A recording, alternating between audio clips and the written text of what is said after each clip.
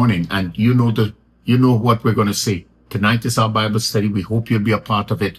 If you don't have a link, shoot whoever this video is coming by, send them a message, DM us if you can, and we'll definitely send you the link to our Bible study, because tonight it's going to be online, not in person. Hey, I'm in the book of Jonah chapter 1. Hear what it says in the latter part of verse 3. He went down to the port of Joppa, where he found a ship leaving for Tarshish. He bought a ticket, went on board, hoping to escape from the Lord by sailing to Tarshish. Let me tell you what, there's some things that leap out of the scripture when you read it like this. First, he had to change his location and direction. He was not living in Nineveh, he was living in Israel. He had to leave Israel, and instead of heading to Nineveh, he's now heading in a different direction. He has to now take himself and move away from the assignment. He not only that he had to pay for a ticket. So now his economic situation has to change. Thirdly, he has to join with people who are going in another direction.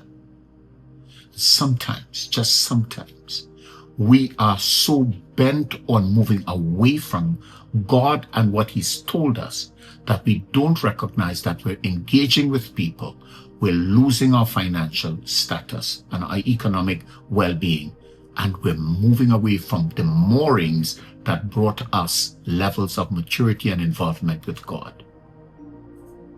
I want to admonish you.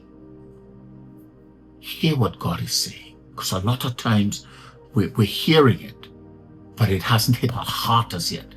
Hear what God is saying, and then walk in obedience. In the name of Jesus, walk in obedience.